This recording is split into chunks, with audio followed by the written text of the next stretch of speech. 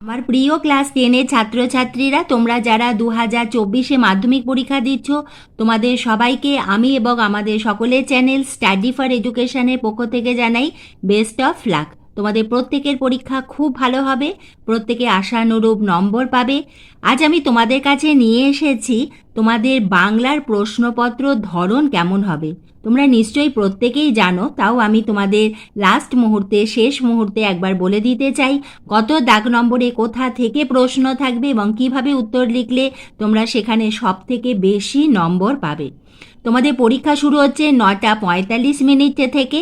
সঙ্গে অতি অবশ্যই রাখবে তোমাদের অ্যাডমিট কার্ড, রেজিস্ট্রেশন কার্ড, একটা জলের বোতল, ট্রান্সপারেন্ট যে বোর্ড, সাদা যে বোর্ডগুলো হয় সেটা, এবং যে পেনগুলো তোমরা বাড়িতে এক দুবার বা এক দুটো তিনটে লাইন লিখেছো সেই রকম পেন, নীল এবং কালো কালি, দু রকমের কালি পেন তোমরা অতি অবশ্যই সঙ্গে রেখো। যে পেন দিয়ে যে কালি পেন দিয়ে তোমরা লিখবে এবং যখন তোমরা কোটেশন করবে এবং হেডিং করবে অন্য কালিটা ব্যবহার করো। এইভাবে তোমরা লিখলে নিশ্চয়ই তোমরা ভালো নম্বর পাবে। আজ আমি তোমাদের জানাবো যে তোমাদের বাংলার প্রশ্নের পত্রের ধরন কেমন হয়ে থাকে। আমি তোমাদের এখানে মাধ্যমিক 2023-এর বাংলা প্রশ্নপত্র দেখিয়ে সহজভাবে বুঝিয়ে দেবো। তোমাদের এখানে লেখা থাকবে 2024 এবং এইভাবেই তোমাদের 3 ঘন্টা 15 মিনিট সময়। তার মধ্যে প্রথম 15 মিনিট পাবে, অর্থাৎ 9:45 থেকে 10টা, এই 15 মিনিট তোমরা পাবে প্রশ্নপত্র থেকে তোমাদের কোন প্রশ্নের উত্তরটা লিখলে তুমি পেতে পারো সব থেকে বেশি নম্বর। এবং আমি চাই প্রশ্ন বাছাইটা খুবই ইম্পর্টেন্ট। যে প্রশ্নের উত্তরটা তোমার জানা আছে, আগে একবার কি দুবার লিখেছো, যেটা তোমার খুব ভালো মুখস্থ, বা যে নম্বরের মধ্যে ভাগ বেশি রয়েছে, অর্থাৎ তোমাদের ধরো 2+3 রয়েছে বা 2+1+1 এইভাবে ভাগ রয়েছে, কোনোটাতে সম্পূর্ণ 5 রয়েছে, চেষ্টা করবে অতি অবশ্যই বেশি ভাগ যেখানে আছে সেই নম্বরটা লেখার, যদি তোমার সম্পূর্ণ উত্তরটি সঠিক জানা থাকে। তাহলে এসো আমরা দেখে নিই। প্রথমে তোমাদের একের দাগে থাকবে সঠিক উত্তরটি নির্বাচন করো। সেখানে মোট 17টি তোমাদের এমসিকিউ রয়েছে। তোমাদের এই 17টি এমসিকিউয়ে তোমাদের নম্বরে ডিভিশন হলো তোমাদের 1.1, 1.2 এইভাবে তোমাদের নাম্বার দেওয়া থাকবে এবং এইভাবে 1.17 অবধি তোমাদের প্রশ্ন থাকবে। এবং তোমাদের এই যে 17টি এমসিকিউ, তার মধ্যে তোমাদের গল্প থেকে থাকবে 3টি প্রশ্ন, কবিতা থেকে থাকবে 3টি প্রশ্ন এবং প্রবন্ধ থেকে থাকবে 3টি প্রশ্ন। তোমাদের পূর্ণাঙ্গ সহায়ক গ্রন্থ কোনি এবং নাটক থেকে কোনো এমসিকিউ থাকবে না এবং বাংলা ব্যাকরণ থেকে থাকবে মোট 8টি প্রশ্ন। এইভাবে থাকছে মোট 17টি এমসিকিউ। এবং তোমরা যখন এমসিকিউ এর উত্তর লিখবে অতি অবশ্যই দাগ নম্বরটা তোমরা সঠিকভাবে দিও। এইভাবে 1.17 অবধি তোমাদের এমসিকিউ থাকবে। 2-এর দাগে থাকবে তোমাদের এসএ কিউ। সেখানে তোমাদের প্রতিটি প্রশ্নের মান হলো 1 নম্বর করে। 19টি প্রশ্নের উত্তর লিখতে হবে, সেখানে রয়েছে তোমাদের মোট 19 নম্বর। এবং 2-এর দাগের উত্তরগুলি তোমাদের এসএ কিউতে কম বেশি 20টি শব্দে প্রশ্নগুলির উত্তর দাও। 20টি শব্দের জায়গায় তোমরা যদি 15-16 বা 24-25টি শব্দে লেখো তাতেও কোনো অসুবিধে নেই। 2.1-এতে তোমাদের মোট 5টি প্রশ্ন থাকবে, তার মধ্যে যে কোনো 4টি প্রশ্নের উত্তর তোমাদের লিখতে হবে। এখানে যখন তোমরা উত্তর লিখবে অতি অবশ্যই সঠিক দাগ নম্বর দেবে। 2.1 বলে উত্তর লিখে দেবে না। 2.1.1 যদি 3-এরটা লেখো 2.1.3 এইভাবে সঠিক দাগ নম্বর দিয়ে উত্তর লিখবে এবং এক একটি উত্তর লিখে বেশ খানিকটা জায়গা রেখে তার নিচে পেন্সিল এবং স্কেল দিয়ে একটা দাড়ি টেনে দিয়ে তারপরে দাগ নম্বর দিয়ে তার উত্তরটি লিখবে। এখানে তোমাদের প্রশ্ন থাকবে বাংলা গল্প থেকে এবং সাহিত্য সঞ্চয়ন পাঠ্য বইয়ের অন্তর্ভুক্ত তোমাদের সিলেবাসে মোট 5টি গল্প রয়েছে। জ্ঞানচক্ষু, বহুরূপী, পথের দাবি, অদল বদল, নদীর বিদ্রোহ। এই 5টি গল্প থেকে তোমাদের মোট 5টা প্রশ্ন থাকবে এবং তার মধ্যে তোমাদের যে কোনো 4টি প্রশ্নের উত্তর তোমাদের লিখতে হবে। 2.2-এতে তোমাদের প্রশ্ন থাকবে কবিতা থেকে তোমাদের সিলেবাসে মোট 7টি কবিতা রয়েছে। অশোকী একজন, আয় আরও বেঁধে বেঁধে থাকি, আফ্রিকা, অভিষেক, প্রলয়োল্লাস, সিন্ধু তীরে এবং অস্ত্রের বিরুদ্ধে গান।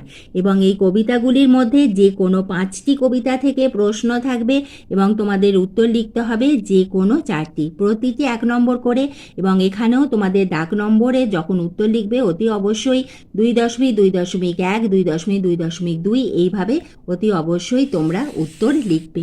এরপরে 2.3-এতে রয়েছে তোমাদের প্রবন্ধ থেকে। সিলেবাসে রয়েছে মোট 2টি প্রবন্ধ, হারিয়ে যাওয়া কালিকলম এবং বাংলা ভাষায় বিজ্ঞান। এবং এই 2টি প্রবন্ধ থেকে তোমাদের মোট 4টি প্রশ্ন থাকবে, তার মধ্যে যে কোনো 3টি প্রশ্নের উত্তর তোমাদের লিখতে হবে। এবং এখানেও শব্দসীমা কম বেশি 20টি শব্দ। 2.4-এতে থাকবে তোমাদের বাংলা ব্যাকরণ থেকে প্রশ্ন, এবং এখানে তোমাদের মোট 10টি প্রশ্ন থাকবে এবং তার মধ্যে যে কোনো 8টি প্রশ্নের উত্তর লিখতে হবে। এবং আমি বারবার বলছি, বাংলার প্রশ্নের উত্তর লেখার সময় ডাক নম্বর কিন্তু খুবই খেয়াল করে লিখো, খুব নজর দিয়ে লিখো, কারণ আমাদের বাংলার ডাক নম্বর খুব বড় হয়ে থাকে। 2.4 বলে উত্তর লিখে দেবে না, 2.4.2-এরটা লিখলে ঠিক সঠিক ডাক নম্বর দিয়েই কিন্তু তোমাদের উত্তর লিখতে হবে। সেজন্য খাতার বাঁদিকে যখন মার্জিন করবে একটু বড় করে করো। 3-এর দাগে প্রশ্ন হলো, প্রসঙ্গ নির্দেশ সহ কম বেশি 7টি শব্দে উত্তর দাও। এখানে তোমাদের 3.1 এবং 3.2 দুইটি ডাক নম্বরে প্রশ্ন থাকবে। 3.1-এ 2টি প্রশ্ন থাকবে তোমাদের বাংলা গল্প থেকে এবং 2টির মধ্যে যে কোনো একটি প্রশ্নের উত্তর লিখতে হবে। 3.2-এতে তোমাদের 2টি কবিতা থেকে প্রশ্ন থাকবে, তার মধ্যে যে কোনো একটি প্রশ্নের উত্তর লিখতে হবে। এই উত্তরগুলি লেখার সময় অতি অবশ্যই কবির নাম, কবিতার নাম বা গল্পের নাম, এবং যখন তোমরা লিখবে অতি অবশ্যই তোমাদের এখানে কি বোঝানো হয়েছে বা কি বোঝাতে চেয়েছে, এখানে যেমন প্রশ্ন করেছে ঢং বলতে কি বোঝানো হয়েছে, ঠিক যেমন আমাদের পার্টে প্রশ্ন রয়েছে সেইভাবে প্যারাগ্রাফ করে বা পয়েন্ট করে ডট ডট করে করে তোমরা উত্তরগুলি পরিষ্কারভাবে লিখবে। এবং যদি পারো কবিতার উত্তরের সময় যদি কবিতার লাইন তুলে দিতে পারো খুবই ভালো হয়। এইভাবে উত্তর লিখলে তোমরা কিন্তু পেতে পারো 3-এ 3।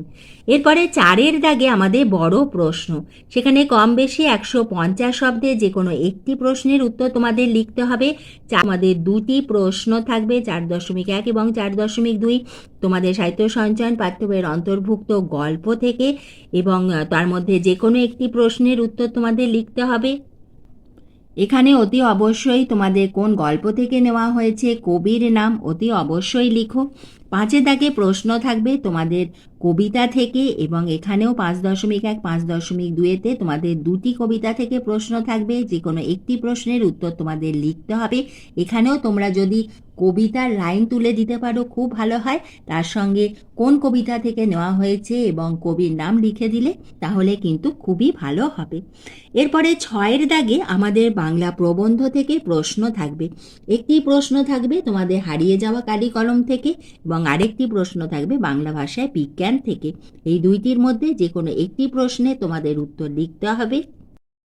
7-এর দাগ নম্বরে তোমাদের প্রশ্ন থাকবে বাংলা নাটক তোমাদের যে সিরাজদৌল্লা রয়েছে সেখান থেকে, এবং সেখানে 7.1, 7.2-এ 2টি প্রশ্ন থাকবে, তার মধ্যে যে কোনো একটি প্রশ্নের উত্তর তোমাদের লিখতে হবে। কম বেশি 125 শব্দ, এখানে তোমাদের 120 থেকে 130 শব্দে যদি লেখো তাহলেও কিন্তু কোনো অসুবিধা নেই, যার 4 নম্বর রয়েছে। এবং তোমাদের নাটক থেকে এই একটি প্রশ্নের উত্তরই তোমাদের লিখতে হবে। তোমাদের নাটক সিরাজদৌল্লা থেকে MCQ SAQও কিন্তু আসে না। এবার এসো আমাদের পরবর্তী দাগ নম্বর 8-এর দাগ নম্বর। এখানে আমাদের কম বেশি 150 শব্দে যে কোনো 2টি প্রশ্নের উত্তর লিখতে হবে। সেখানে তোমাদের যে সহায়ক গ্রন্থ রয়েছে কোনি থেকে 8.1, 8.2, 8.3-এ 3টি প্রশ্ন থাকবে, তার মধ্যে যে কোনো 2টি প্রশ্নের উত্তর লিখতে হবে। এখানে রয়েছে আমাদের 2 গুণ 5 করে মোট 10 নাম্বার। 9-এর দাগে চলিত গদ্যে করো। এখানে তোমাদের বঙ্গানুবাদ করতে হবে এবং সেটি আমাদের চলিত, অর্থাৎ যে ভাষায় আমরা কথা বলি সেই ভাষায় তোমাদের বঙ্গানুবাদ করতে হবে। এবং এখানে রয়েছে আমাদের মোট 4 নম্বর। 10-এর দাগে কম বেশি 150 শব্দে যে কোনো একটি প্রশ্নের উত্তর দাও। 10.1-এতে তোমাদের থাকবে কাল্পনিক সংলাপ রচনা করো এবং 10.2-এ থাকবে একটি প্রতিবেদন রচনা করো। তার মধ্যে যে কোনো একটি লিখতে হবে যার শব্দসীমা কম বেশি 150 শব্দ। 11-র দাগে কম বেশি 400 শব্দে যে কোনো একটি বিষয় অবলম্বনে প্রবন্ধ রচনা করতে হবে। এখানে 11.1, 11.2, 11.3 এবং 11.4 এইভাবে মোট 4টি বিষয় তোমাদের থাকবে। তার মধ্যে যে কোনো একটি বিষয় অবলম্বনে প্রবন্ধ রচনা করতে হবে এবং যার নম্বর আছে 10। এবং প্রবন্ধ রচনার সময় এটা খুবই গুরুত্বপূর্ণ।